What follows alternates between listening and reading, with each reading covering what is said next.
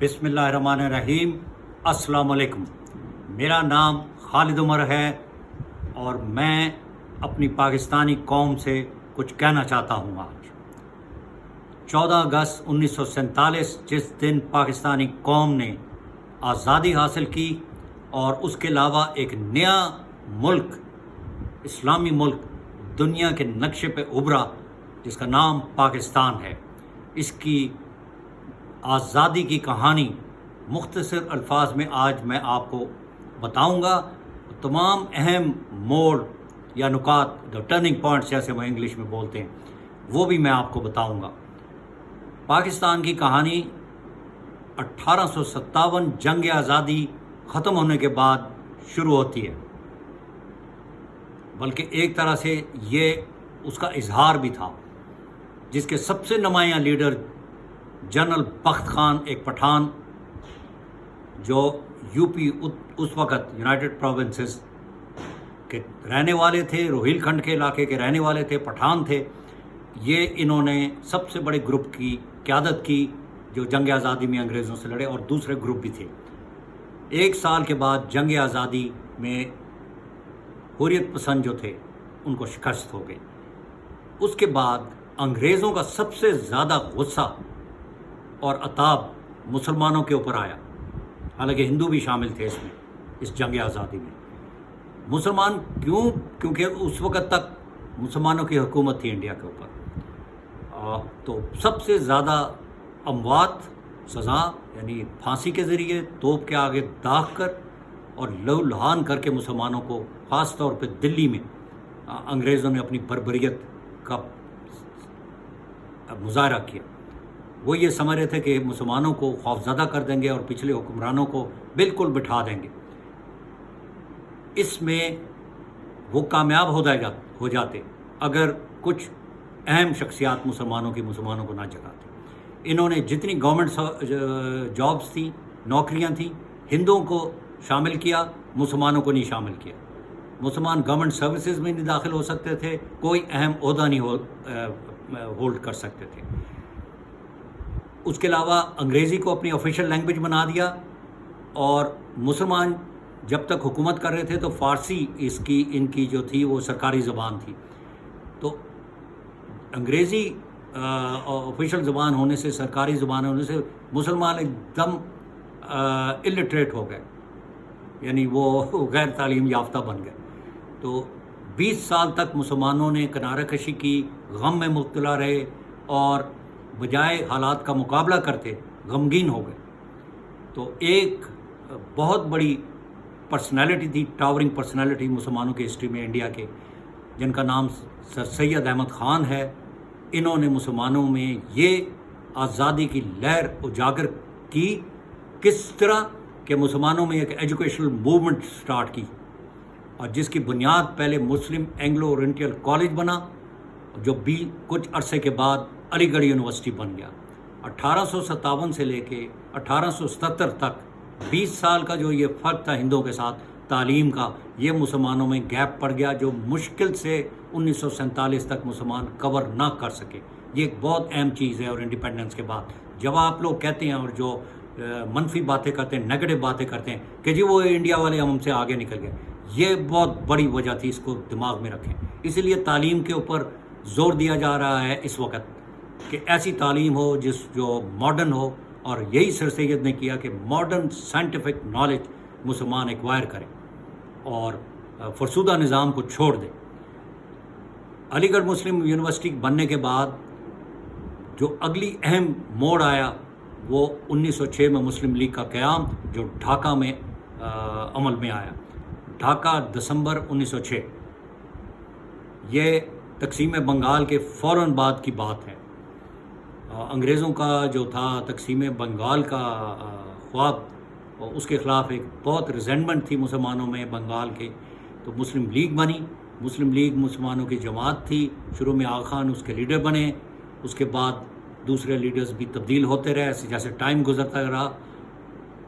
एक और अहम मोड़ आया 1930 में। इल्लामा इकबाल, मुफक्किर इस्लाम, मुफक्किर पाकिस्तान, इन्होंने मुसलमानों में जो कौम थी ان کو کہا کہ غلامی کا طوق اٹھا کے پھینک دے. ان کے تمام اشعار آپ دیکھیں گے وہ مسلمانوں میں بیداری کی لہر دوڑانے کی کوشش کر رہے ہیں، جس میں وہ بہت حد تک کامیاب ہوئے. انڈیا میں مقبوضہ کشمیر میں، انڈین ریزرو کشمیر، اب میں اس کو بولتا ہوں، پہلے انڈین آکوپائڈ کشمیر بولتا تھا، 5 اگست 2019 کے بعد ابھی تک وہاں کے نوجوان علامہ اقبال کے اشعار استعمال کرتے ہیں تقاریر میں، ابھی تک ان کو پسند کرتے ہیں. تو ایک تو 1930 خطبہ الہ آباد، پریزیڈینشیل ایڈریس بائی قائد علامہ اقبال ان الہ آباد، یہ 29 دسمبر 1930 کا واقعہ ہے، اس کو بھی یاد رکھ لیں. اس کے بعد اس میں علامہ اقبال نے اہم جو نکات پیش کیے وہ یہ کہ میں مستقبل قریب میں مسلمانوں کی ان صوبوں میں جہاں مسلمانوں کی اکثریت، واضح اکثریت ہے، ایک دوسرے سے ملک ہے، that means they are contagious to each other, ان میں ایک الگ آزاد مملکت کو بنتے دیکھ رہا ہوں. یہ بہت، دس از دی فرسٹ آئیڈیا، پہلا آئیڈیا ہے of a separate independent nation called Pakistan, جو بعد میں 1947 کو ایک حقیقت بن گئی. علامہ اقبال کے نکات میں جو ایریا شامل تھے وہ شمال مغرب کی بات کیا. شمال مغرب کون سے علاقے تھے؟ وہی جو پاکستان اس وقت ہے. اس میں ہمارا سرحد کا علاقہ ہے جو ابھی KPK کہلاتا ہے، خیبر پختونخوا، اس میں بلوچستان کا علاقہ ہے، اس میں سندھ کا علاقہ ہے، اس میں پنجاب کا علاقہ ہے، سوائے اس کے جو انڈیا کو زبردستی دیا گیا. اوور آل مسلمانوں کی میجورٹی تھی پنجاب میں، جس میں ابھی ہریانہ جو پروونس بن گیا انڈیا کا، ادھر تک مسلمانوں کی اکثریت تھی. اگر پورا پنجاب ملتا تو ہم دلی، نئی دلی کے ساتھ بیٹھے ہوتے آج. لیکن انگریزوں نے یہ نہیں کرنے دیا. ایک ظالم آدمی ریڈ کلف آیا جس نے باؤنڈری ایوارڈ کاٹ کے رکھ دیا مسلمانوں کے علاقوں میں. اگلی جو موڑ آیا اس کے بعد 1933، 3 سال بعد، ایک ینگ اسٹوڈنٹ تھے کیمبرج یونیورسٹی میں جن کا نام چودھری رحمت علی تھا. انہوں نے ایک اپنا پیمفلٹ جاری کیا، ناؤ اور نیور. اس میں انہوں نے پاکستان کا نام پہلی دفعہ سجیسٹ کیا. پاکستان، یہ جو مسلم اکثریت کے صوبے ہیں ان کے پہلے الفاظ کو انہوں نے انگلش میں لیا. پنجاب، ایوانا، اے سے ایوانا، ایوانا کا یہ مطلب نہیں ہے افغانستان، وہ علاقہ جہاں پٹھان بستے ہیں. ایوان لفظ اصل میں پٹھان ایوان، وہ افغانستان میں جو لوگ ہیں جو پٹھان نہیں ہیں، جنوبی افغانستان کے علاوہ شمال میں، وہ افغان نہیں کہلاتے تھے ان دا پاسٹ. تو افغانہ NWFP سے ان کا اشارہ تھا، نارتھ ویسٹ فرنٹیئر پروونس اور فاٹا. اس کے علاوہ کاف کشمیر کا جو ابھی تک مکمل نہیں ہے، اس کا زیادہ حصہ ہندوستان کے غاصب قبضے میں ہے اور ہر طرح کا ظلم ان پہ ڈھایا جا رہا ہے. پھر آئی جو تھا شامل کیا تھا یہ بیلنس کے لیے، اور ایس جو ہے وہ سندھ کے لیے، اور تان TAN آخری 3 الفاظ تھے انگلش کے بلوچستان کے لیے. اس وقت جو پاکستان بنا ہے، خاص طور پہ اس وقت جو شامل ہے، سوائے انڈیا کے قبضہ کیا ہوا کشمیر، جموں اور لداخ کا علاقہ، یہ مکمل پاکستان کا حصہ ہے، ایک اینٹی ہے. اگر آپ دیکھیں اوپر سے نیچے تک ورٹیکل آپ نیچے آئیں، یہ نیچر ایک ملک ہے. دریاؤں کے بہاؤ، the flow of rivers is absolutely from north to south. تو جب تک ہمیں کشمیر نہیں ملے گا پاکستان نامکمل ہے، یہ یاد رکھیں. اگلے موڑ جو آیا وہ قائد اعظم کی قیادت مسلم لیگ کی سنبھالنے کے بعد آیا. علامہ اقبال کی ڈیتھ ہو گئی 1938 میں. 1938 کے بعد، اور علامہ اقبال نے بھی قائد اعظم میں کی قیادت میں بے پناہ کانفیڈنس اور بھروسہ ظاہر کیا. محمد علی جوہر، مولانا محمد علی جوہر ایک اور نام ہے جو 1930 سے پہلے اور پہلی جنگ عظیم کے آخر میں انڈیا میں مسلمانوں کو یکجا کرنے کے لیے خلافت موومنٹ کی شکل میں ترکی عثمانیہ جو امپائر تھا، اوٹومن ٹرکس، اس کے خلاف انگریزوں نے جو سازش کی تھی، یہودیوں نے جو سازش کی تھی، مغرب نے جو سازش کی تھی، بیلفور نے جو سازش کی تھی، اس کے خلاف اسرائیل بنانے کے لیے ان کے لیے ایکسکیوز می بہت اہم تھا کہ سلطنت عثمانیہ کو توڑا جائے. The Ottoman Empire had to be broken up, which they did. At the end of World War I, Ottoman Empire had been defeated. یہودی کامیاب ہو گئے, غیر مسلم کامیاب ہو گئے. ترکی کا قبضہ حجاز اور فلسطین کے اوپر سے ہٹانے کے لیے, اس کا خمیازہ عربوں نے 1948 میں بھگتا, جب ایک انلیگل انڈیزرونگ اسٹیٹ کریٹ کی گئی, اسرائیل کو کاٹ کر وہاں ان کے سینے میں عربوں کے اور مسلمانوں کے چھرا گھونپا گیا. 1948 پاکستان کے ایک سال کے بعد. اسرائیل کیوں پاکستان کے خلاف ہے؟ اس کو پتہ ہے کہ پاکستان دنیا کی پہلی آئیڈیولوجیکل ریاست ہے جو مذہب کے بنیاد پہ بنی تھی. وہ اس کو سٹینڈ ہی نہیں کر سکتے, اس لیے لگاتار اسرائیل کی سٹیٹمنٹس آتی ہیں پاکستان کے خلاف. اور پاکستان سب سے زیادہ بولا ہے اسرائیل کے خلاف 1950 کی دہائی میں, 1960 کی دہائی میں, 1970 کی دہائی میں. جتنے یونائٹڈ نیشن ریزولوشن ہیں فلسطین کے متعلق, پیلسٹائن کے متعلق, اسرائیل کے خلاف قبضے کے خلاف, وہ پاکستان نے موو کیے, یہ یاد رکھیں. اس کے بعد 1940 23 مارچ کا اہم اجلاس جو لاہور میں قرارداد Lahore, the Lahore resolution, which the Hindu press, the non Muslim press labelled next day as the Pakistan resolution. یعنی ہم نے لاہور ریزولوشن کا پاکستان ریزولوشن نام بعد میں رکھا, انہوں نے رکھ دیا. ویلکم. سو پاکستان ریزولوشن اب یہ کہلاتی ہے 23 مارچ 1940, جس میں ایک مسلمان مملکت کے لیے الگ ایک ڈیمانڈ دی. اس کے لیے ریزولوشن موو کیا مولوی فضل حق, شیر بنگال, ایک ٹاورنگ پرسنالٹی تھے, اور وہ چیف منسٹر بھی رہے بنگال کے. انہوں نے یہ ریزولوشن موو کی. دوسرے ان لوگوں نے جو مسلم قائدین تھے انہوں نے سیکنڈ کیا, اور پھر یہ ریزولوشن پاس ہو گئی. اس کے بعد اس کے منٹس وغیرہ بنے. ممڈوٹ ہاؤس میں قائد اعظم ٹھہرے ہوئے تھے, نواب ممڈوٹ نے ان کو ہوسٹ کیا تھا. تو یہ تاریخی جلسہ ختم ہوا. وہ جو جگہ ہیں جہاں مینار پاکستان آپ دیکھتے ہیں, یہاں 23 مارچ 1940 کا جلسہ ہوا, جو میرے والد نے اسٹوڈنٹ ADC کے طور پہ اٹینڈ کیا قائد اعظم کے ساتھ.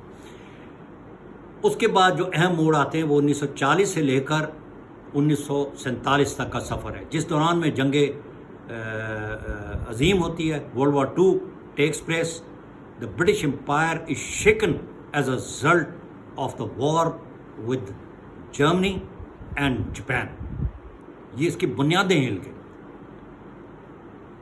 برطانیہ جو اپنے آپ کو گریٹ برٹن بولتا تھا, وہ اب پاور میں نمبر 1 پاور دنیا میں نہیں رہا.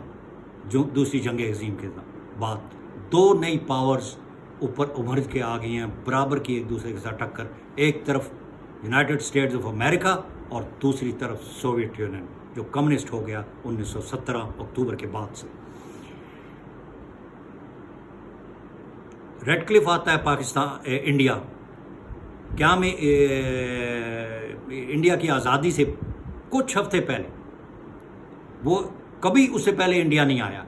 اس بندے نے لائک اے بوچر, ایک بوچر کسائی بولتے, اس نے ایک نائف سے کاٹا پنجاب کو. پنجاب کے اوور آل بھی مسلمانوں کی اکثریت تھی. اس نے مسلم میجورٹی ڈسٹرکٹ گرداسپور, اس کی تحصیل شکر گڑھ جس میں ایبسولوٹ مسلم میجورٹی تھی, اس کو سیالکوٹ میں ٹرانسفر کیا. پھر بھی ٹچ اینڈ گو تھا, پھر بھی 50.6 اور 100 مسلمانوں کی میجورٹی تھی گرداسپور میں. کیوں انہوں نے ریڈ کلف نے دیا؟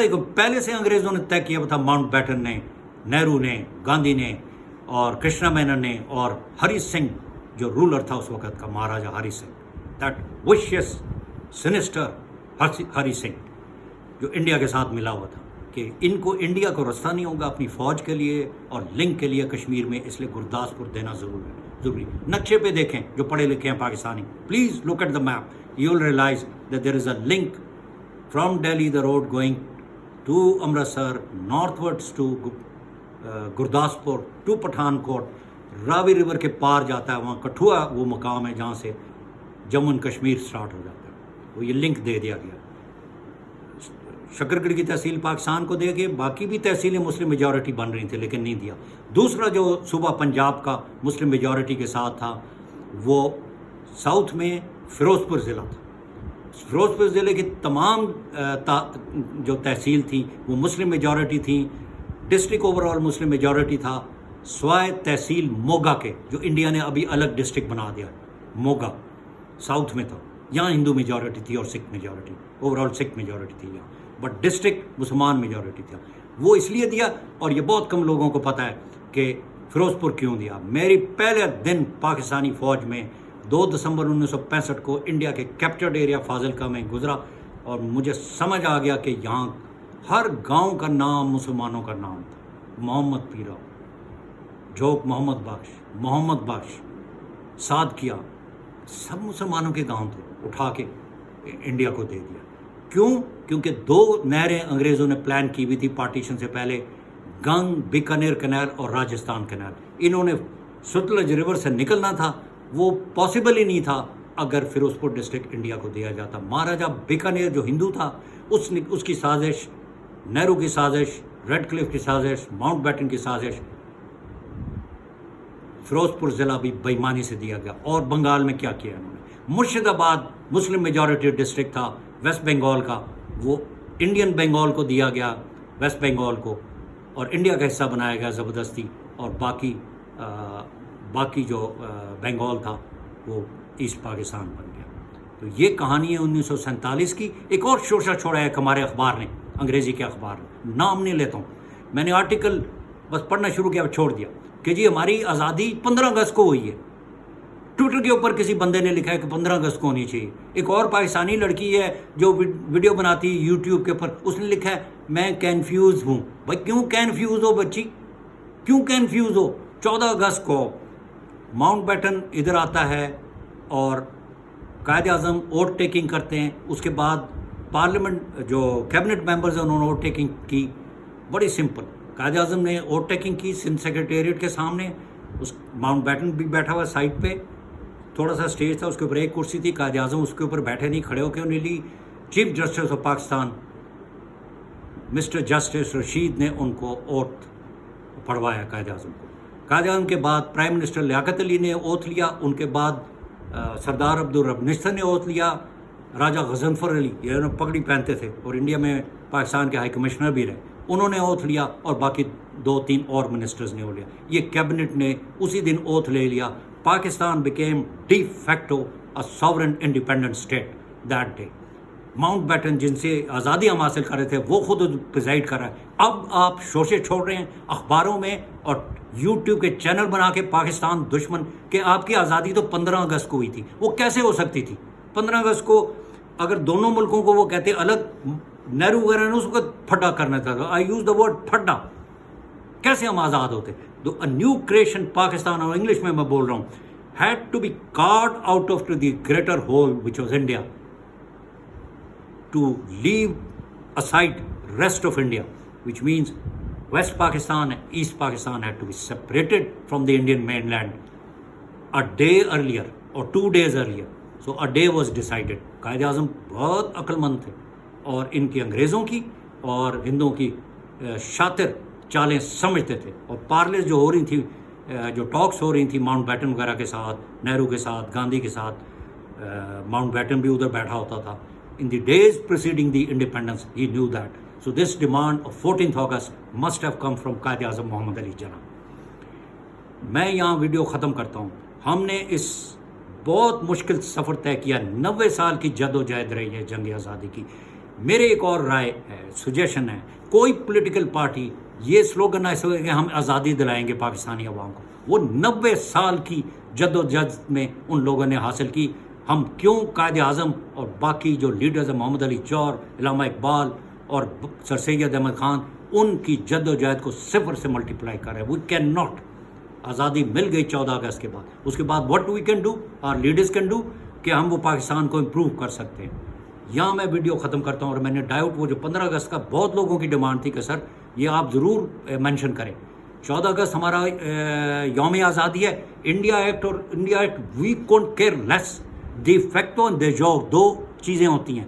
وی had become actually a new nation 14 اگست 1947 کو دنیا کے نقشے پہ ابھر گئے اور ایٹلسز میپ سب ماڈیفائی ہوئے اس دن کے بعد. اللہ اکبر، پاکستان زندہ باد.